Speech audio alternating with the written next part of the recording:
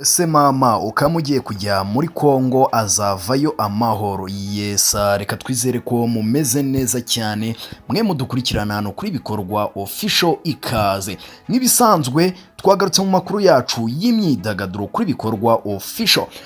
Ni inkuru dukesha ikinyamakuru cy'inyarwanda. Okama yiteze kubyaza umusaruro igitaramo ategerejwemo muri Kongo. Umuhanzi Osama Masuta Khalid wamamaye cyane mu muziki nka Okama yatangaje ko yiteguye kuzabyaza umusaruro ibirori by'igitaramo cy'abambaye imyambaro y'umweru cyangwa se all white party azaririmbamo kizabera mu mujyi wa Goma muri Repubulika Iharanira Demokarasi ya Kongo. N'ubwa mbere uyu muhanzi azaba ataramiye muri Kongo nyuma y'imyaka 3 ishize ari mu muziki. Agaragara ku rutonde rw'abanyabirori n'abahanzi barimo nka Melo na Jonathan Lucky Lukomba bazasusurutsa abazitabira ibi birori bigamije gufasha abanyekongo gusoza umwaka. Bizaba ku itariki 28 Ukuboza n'ubundi mwaka wa 2022. Mu kiganiro rero Okama yagiranye n'Inyarwanda, Okama yavuze ko yakiriye ubutumire mu kwakira 2024, yemeranya n'abateguye ibi birori abemerera ko nyine azajyayo. Okama wamamaye mu ndirimbo zirimo nka Puchuri yavuze ko yemeye kujya muri Kongo kubera ko ibyo yabasabaga ari byo bamuhaye.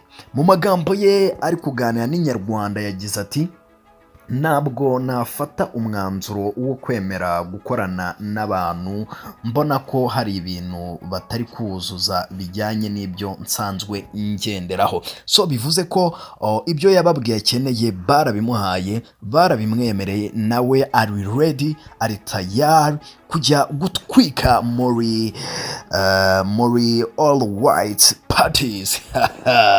Reka tuvuga ati wow, congratulations kuri Okama ugiye kujya gutaramira muri Repubulika Iharanira Demokarasi ya Kongo.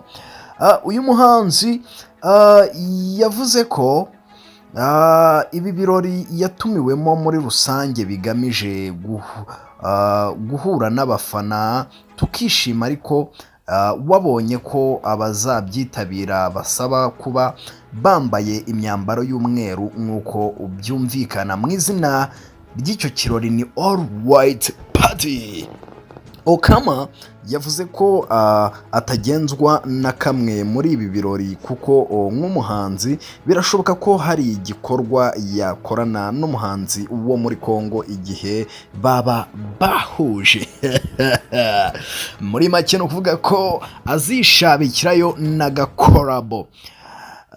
Uyu muhanzi amaze amezi 5 asohoye indirimbo yise Besto yakoranye na Kenny Soul, ariko kandi avuga ko mu mpera z'uyu mwaka azasohora indi ndirimbo kuko umuhanzi n'umuntu uhorana inyota yo gukora. So yavuze ko amaze igihe ari gutegura ibihangano binyuranye, bityo azahitamo kimwe kizajya hanze. So guys, ayo niyo makuru yaragezweho kano kanya mu ruganda rw'imyidagaduro. Twashimiye ko mudukurikirana muri benshi, twashimiye ko mubana natwe mu biganiro byacu umunsi ku munsi. Reka tuzahure mu zindi nkuru zikurikiraho naho utaha. Bye.